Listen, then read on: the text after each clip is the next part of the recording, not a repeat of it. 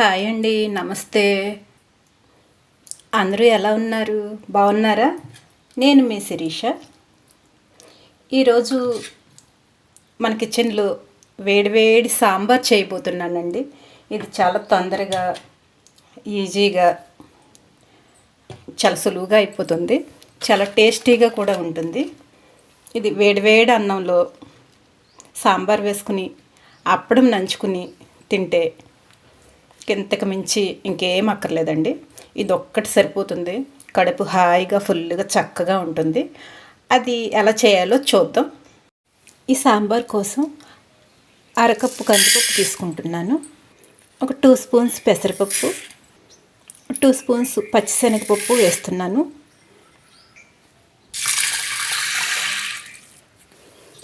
ఈ పెసరపప్పు పచ్చిశనగపప్పు వేయటం వలన సాంబారు చాలా టేస్టీగా ఉంటుంది.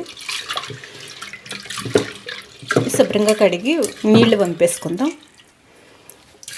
2 గ్లాసులు నీళ్లు పోసుకుందాం.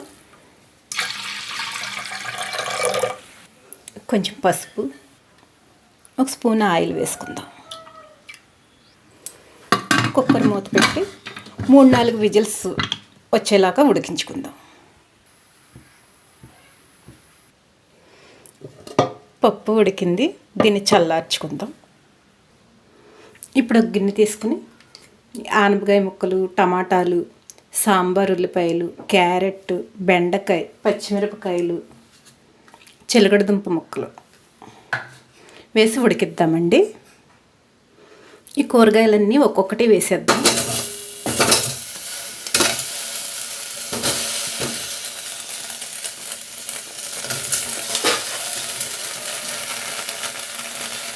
ఈ చిన్న ఉల్లిపాయలు సాంబార్కి చాలా బాగుంటాయండి. వీలైతే వేసుకోండి.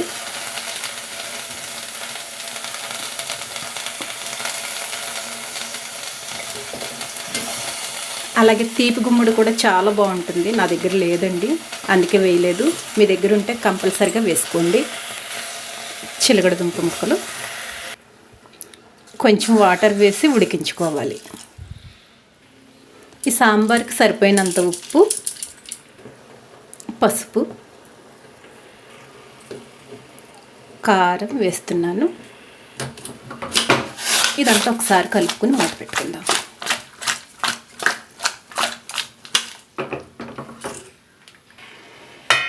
మూత పెట్టి ముక్కలు మెత్తబడే వరకు కూడా ఉడికిద్దాం. ఈ పప్పు చల్లారింది. ఇప్పుడు ఒక మిక్సీ జార్ తీసుకొని దీనిలో వేసేసి ఒకసారి మిక్సీ చేసుకుందాం. ఇలా మిక్సీ చేసి వేసుకుంటే పేస్ట్ చాలా బాగుంటుంది సాంబారు. ఇలా మెత్తని పేస్ట్ చేసి వేయడం వల్ల సాంబార్ అనేది చిక్కగా ఉంటుంది. పప్పు అనేది పలుకు తగలకుండా బాగుంటుంది. దీన్ని పక్కన పెట్టుకుందాం. ఇప్పుడు ఒక చిన్న రోల్ తీసుకొని చిన్న అల్లం ముక్క, 2 వెల్లుల్లి, కొంచెం జీలకర్ర వేసి దంచుకుందాం.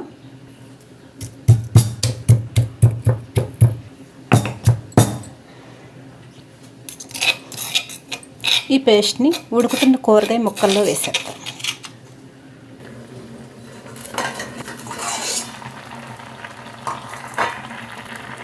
అల్లం వెల్లుల్లి జీలకర్ర పేస్ట్ వేసేద్దాం.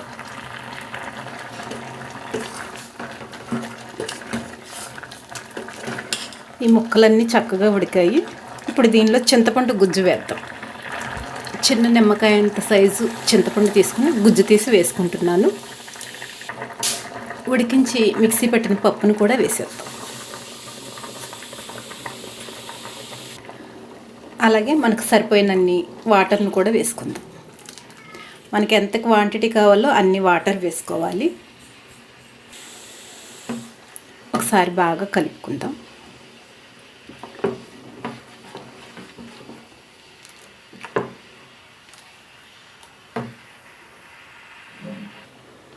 ఈ సాంబార్ అనేది బాగా మరగాలండి. ఇప్పుడు దీనిలో ఒక చిన్న బెల్లం ముక్క వేస్తున్నాను. అలాగే ఒక 2 స్పూన్స్ సాంబార్ పౌడర్ వేస్తున్నాను.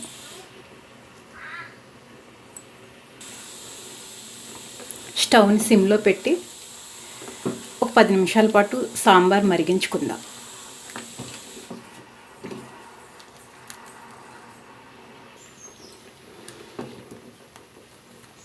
సాంబార్ చక్కగా మరుగుతుంది.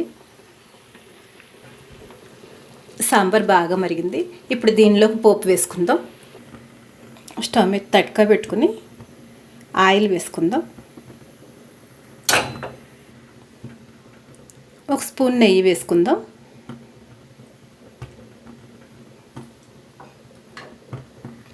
సాంబార్కి ఇలా నెయ్యి పోపు వేసుకుంటే టేస్ట్ చాలా బాగుంటుంది. వెల్లుల్లి, ఎండుమిర్చి, ఆవాలు, జీలకర్ర, ఇంగువ, కరివేపాకు వేసి వేయిస్తాం.